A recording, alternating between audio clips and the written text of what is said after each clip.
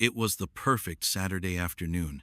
The sun was shining, the sky was clear, and the temperature was just right for a backyard pool party. After weeks of planning, it was finally time to host my first real summer party in my new suburban home. I had just moved into the neighborhood a few months ago, and everything had been going smoothly so far. The neighbors were friendly, the house was perfect for entertaining, and my backyard, complete with a pristine pool, was the cherry on top. I spent the morning getting everything ready, grilling burgers, preparing snacks, and setting up some music. I had invited a mix of friends, family, and even a few neighbors who seemed open to the idea of joining in on the fun. The goal wasn't to throw a rager or disrupt anyone's day. It was just a small gathering to kick off the summer in style. By the time the guests began arriving, the pool was sparkling, the drinks were chilled, and everyone was in good spirits. My kids had invited their friends, and they were already splashing around, laughing, and having the time of their lives. We were all in the backyard, chatting and enjoying the beautiful weather, and I couldn't help but feel a sense of contentment. This was why I bought the house, to create memories like this. Everything was going as planned until I noticed a figure standing at the edge of my yard. It was Karen. Now, if you've ever lived in a neighborhood with a strict HOA, you probably know exactly who Karen is, the self-appointed neighborhood. The rest of the afternoon passed in a haze. I tried to shake off the encounter with Karen, but it was hard to ignore the nagging feeling that something wasn't right.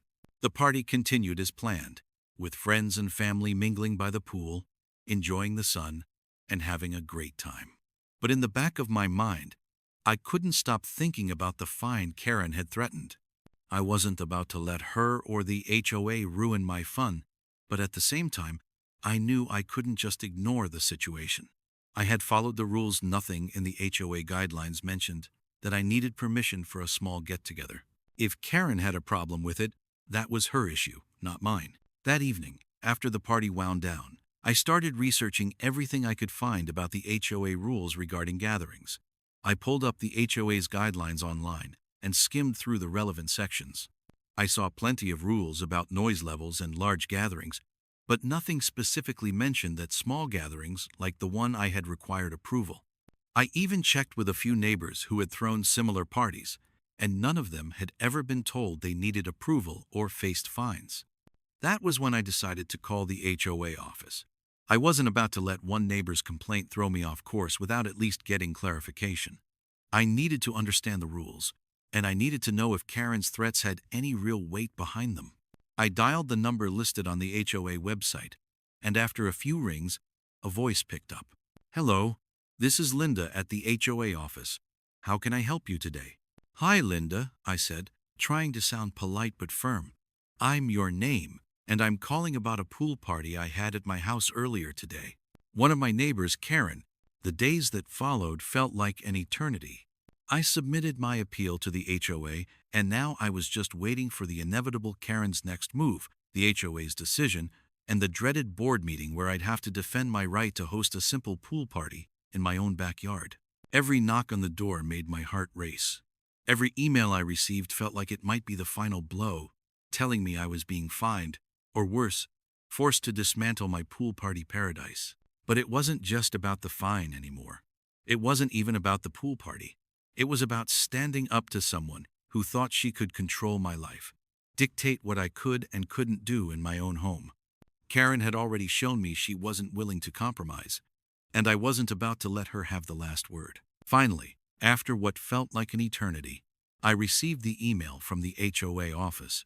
It was time for the appeal hearing. The HOA board would be reviewing the complaint and my appeal, and I was scheduled to attend the meeting to present my case. I read through the email again, carefully.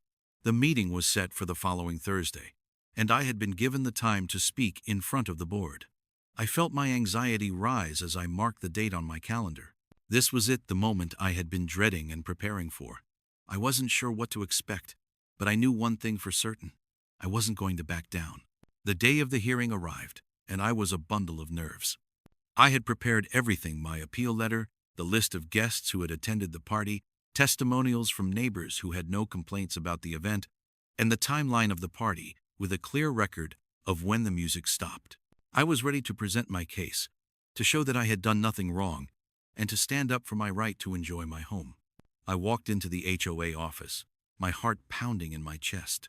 The meeting room was a typical conference room with a long table, and I could already see a few members of the HOA board seated around it. At the head of the table was the chairman, a middle-aged man who looked like he meant business. On the other side of the room, I saw Karen standing near the wall, her arms crossed in that all-too-familiar disapproving way. She didn't even look at me as I entered the room, but I could feel her eyes boring into the back of my head. I made my way to the table and took my seat, trying to stay composed. The chairman cleared his throat, signaling for the meeting to begin. "Good evening, everyone," he said, looking around at the board members. "We're here today to review the appeal submitted by your name regarding the noise complaint filed by a neighbor, Karen. We will hear both sides of the story before making a decision. Karen, would you like to present your case first?" I braced myself, knowing exactly what Karen was going to say. She stood up, walked to the front of the room, and gave a cold smile. "Thank you," she began, her voice dripping with formality. "As you all know, I filed a complaint after witnessing a large gathering at your name's property. The noise was excessive, and I received multiple complaints from other neighbors about the disturbance. I felt it was my duty to bring this to the HOA's attention, as the rules clearly state that no loud gatherings are allowed in this neighborhood.